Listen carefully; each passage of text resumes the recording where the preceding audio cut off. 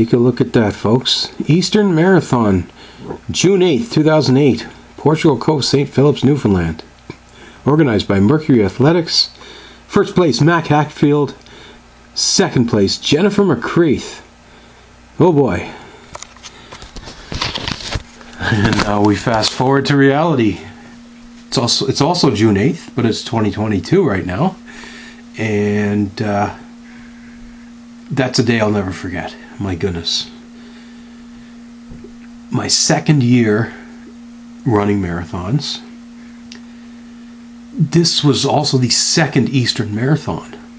The first Eastern Marathon was my only DNF, if you can believe it.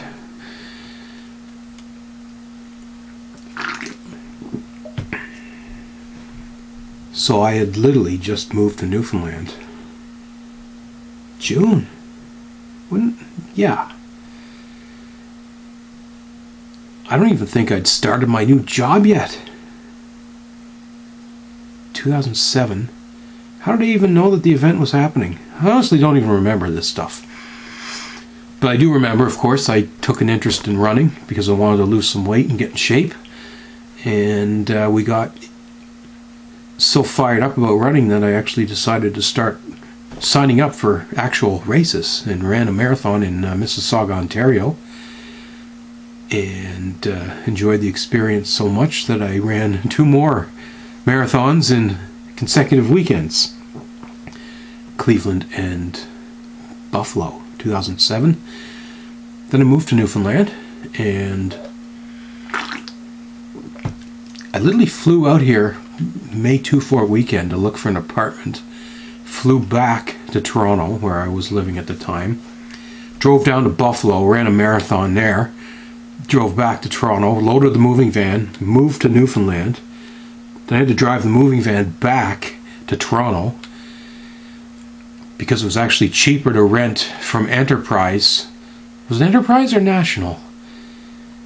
U-Haul, it would have cost more to take a U-Haul one way than it was to do the round trip with the other van. So anyway, I somehow ended up back in Newfoundland, I guess on the Friday, and I didn't start my new job until the Monday or the Tuesday maybe, because it was uncharacteristically hot on the 2007 day, because I was literally suffering from heat stroke, and I literally thought I was dying. I was exhausted. I was 25k into the run, and it would have been my 4th marathon in about a month and a half, which is generally not a good idea for a rookie, which I was at the time. But I guess I figured, all right, there's this marathon in Newfoundland. There's not a whole lot of marathons in Newfoundland, so I might as well run this one here. And it turned out to be a very, very hilly course through Portugal Cove, St. Phillips, and it was 3 laps around it was a 15k loop, and then you did a second loop, and then the third loop was cut short for the 42k. But after the second lap at 30k, I literally stopped running at 25 and walked into the finish area and dropped out of the race. And I was just befuddled and shocked that I was in such a state. And somehow I recovered and made it to work and carried on. Ran my butt off all summer in 07 to the point where I had serious injuries to my ITB bands, iliotibial band. Those are tendons that literally wrap from, like, I think your buttocks area all the way around to the back of your knee. And my goodness, it can be painful. And I had to take a long recovery period, or I should have. I guess over the winter I didn't run as much, but come 2008 I was ready to go. I ran a lot of training runs. I had dropped down to 165 pounds, and I was determined to qualify for the Boston Marathon before I had gotten too deep into the hormone replacement therapy as part of my transition from male to female. Racing against the clock, literally. And so there I was, literally starting testosterone blockers and realizing if I'm going to qualify for the Boston Marathon, I better hurry up and do it, because once I start taking these hormones, I'm really going to slow down, because that's just what happens when you take testosterone out of the body and replace it with estrogen. It feminizes everything. All those sports people out there, all those people complaining about trans athletes and all this stuff, well, from a perspective of distance running, I can attest personally that it slows you down a lot. So I went out to Mississauga, where I had ran my first marathon the previous year. Decided, okay, I'm going to go back to Mississauga in May 2008. My family was still in the area, and I had a really, really darn good run for about 39K. And then I just cramped up so badly that I literally couldn't move. May, it was literally Mother's Day weekend. Early May in the Toronto, Mississauga area is summer, where Newfoundland is still winter. So I was training in snow. Then all of a sudden I'm getting on this plane, flying into Ontario, where it's probably 25, 30 degrees, trying to run in there, and the body wasn't ready for that. I got dehydrated. So I was on pace to run a 3:10, which is my goal. But down I went with the cramps, got up, hobbled the last couple of kilometers, and still crossed the finish line, the respectable 3:19. But ultimately felt really angry and upset. And I was determined, okay, I gotta fly back to Newfoundland. I can't just drive down to Cleveland again and Buffalo like the last year. It's like, well, there's only 2 marathons in Newfoundland. There's a June one and there's a September one. And I knew there's no way, come September, I'm going to be too deep into this hormone replacement therapy to have a chance to run as fast as I know I think I can run. So we signed up for this Eastern Marathon, and I guess I got caught in the moment. I knew the course. I knew it was very hilly and all that. And instead of focusing on just running my race and running the BQ, I had something really unique happen. I was the leader of the pack. I was in first place. And all of a sudden, it became more about trying to win the race than worrying about how fast my time was. And me and the other person leading the race at the time, we were kind of playing cat and mouse. I would lead for a while, then he would catch up and overtake me. Then I would pick up the pace and run ahead. And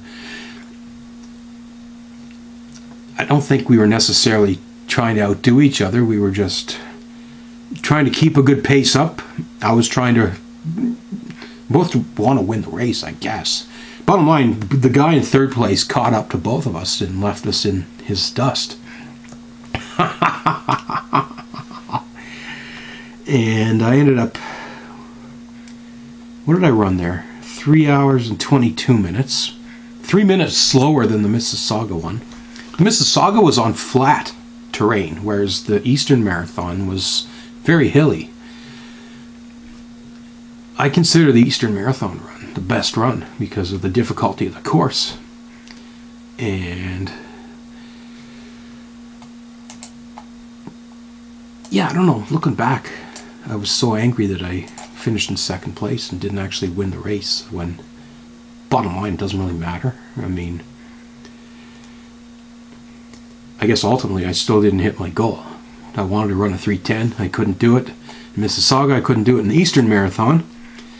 A week later, I decided to go to Nova Scotia and run the Johnny Miles Marathon in New Glasgow, Nova Scotia. By then, though, I was still sore and beat up, and I ran at 3:43. So as some of you know my story, I worked my butt off all August in preparation. No, wait, there's another run. See how obsessed I was? July 20th, I flew to Toronto, rented a car, and drove 5.5 hours to this little town called Massey. Little dot on the map up there, kind of halfway between Sudbury and Thunder Bay. And that's where I actually ran my personal best, 3 hours and 16 minutes and 59 seconds, amazingly enough. In the highlight of that race, there was a one-legged individual who had one of these, not necessarily a Terry Fox leg, but I don't know what it was called. Some sort of thing that attached to his knee. So basically a guy with one leg running a marathon faster than me, and running alongside of him. His name was Rick Ball. That was quite the interesting experience. And but yeah, I think by then it was 3:15 was my goal. It wasn't 3:10. But I came in at 3:16, so guess what? I was angry, I was pissed off. And I think it was 3:15 was the Boston goal. I don't know if it's where the 3:10 came from. Bottom line, I didn't hit my goal, and I didn't think I'd be going to Boston. Then I realized, okay, we've got one more chance in Newfoundland at home. There's a September marathon. We're going to have to work extra hard in August. 'Cause by then the hormones started to slow me down. And it's actually quite interesting that I was able to run my personal best literally a little more than 6 weeks into the hormones.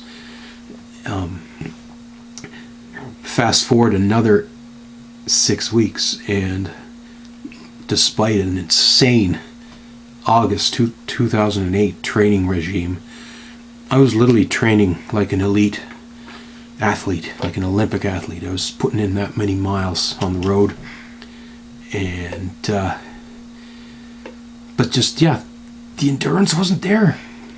What do you call that? VO2 max. Estrogen actually slows down your breathing abilities compared to testosterone. I couldn't even intake enough oxygen to keep up with the pace I wanted to do. And again, the old Newfoundland provincial marathon used to be an out and back down the old highway there. What's it called? Robert Howlett Drive, I think. Flatter than the Eastern Marathon, but it became apparent that I just wasn't going to hit my goal. I was totally drained at the 30K mark, mentally upset because I wasn't going to hit the goal, and physically worn out because I was just worn down and run down. I crossed the finish line and threw a massive temper tantrum. I think I sent a water bottle flying into the tennis courts, and several people around the finish line are like, "What the hell's Jennifer doing?" I think I kicked a water bottle because I remember cramping up in the leg after I kicked the water bottle. But I was just so angry. Funny looking back, here I was running 3:36, 3:15s, 3:16 marathons, and I'm angry about that. Now I can't even walk up and down the stairs. But yeah, that's kind of the story there. So then I decided to quit running. I'm like, fuck this, I'm done, I can't do this anymore. Then for some reason I changed my mind 2 weeks later and said, if I can't run fast, I'll just run more often.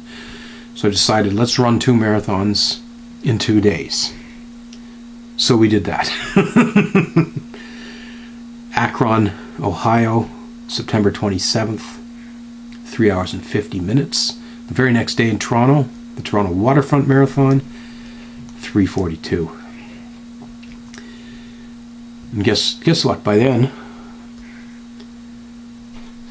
the Boston qualifying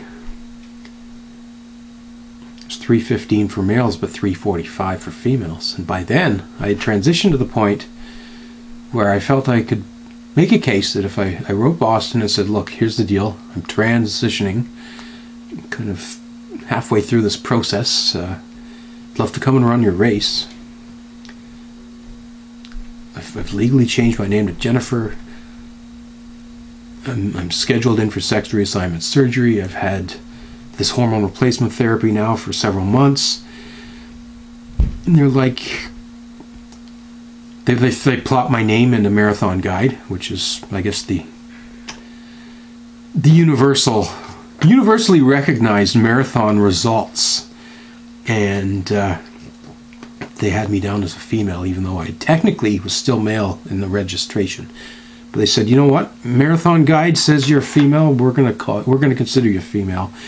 3:42 is fast enough. You're in. I'm like, wow. So I got to run the Boston Marathon twice. The cutoff for qualifying is like a 17-month window, and I was literally able to use that qualification standard to get in. I believe the Massey one, I missed the male standard by 2 minutes, and they said close enough. I guess back then they weren't able to fill up all their spaces, so once all the qualifiers got in, they would then contact everyone on the waiting list that were within 5 minutes of qualifying and say, okay, you're in. Fun memories. Eastern Marathon. It was disappointing that they canceled the race after just 2 years, but there was just not much interest. I mean, 8 finishers, 9 starters, that's a pretty small race. You think about the money and the volunteers and the permits. It was on the road. You got a highway. You gotta pay permits, and you gotta have just too much logistics and not enough people. I can't remember how much the registration fee was, but they just said, you know what? There's obviously not a market here for a spring marathon, so it's gone. And the only summer marathons in Newfoundland has been the provincial marathon, and I would go on to run that 5 years in a row before finally packing it in temporarily. There's a fall marathon up in Labrador, one of those bucket list things that I may never get to do, but definitely intriguing, fond memories. And out of all the things I've done in life, I think the running achievements are perhaps the most respected and ones I'm most proud of. And to conquer a very difficult course in a very fast time and just miss the Boston qualifying, I can hold my head high. And that's my story. The Eastern Marathon, June 8th, 2008, and every June 8th I kind of think back and remember that run and the day, and I look back at the results and the pictures, and every year I get older, I feel older, and who knows, I hope the day comes where I can get back into shape and maybe do some more running. But the big mistake I made was I ran a lot. I started gaining back the weight as I got deeper into the transition, the estrogen, and other meds I'm on. I mean, I take sleeping pills and antidepressants that all promotes weight gain. And I kept running marathons when I was too heavy, and that meant I basically trashed my knees. My knees, my ankles, and my feet, my back are... Every time I move, I'm in serious pain. And it's literally a painful reminder of the price I've paid to seek glory as an amateur long-distance runner. And I don't regret it for one bit. Anyways, that's my story, the Eastern Marathon, and I hope you enjoyed it. See you next year.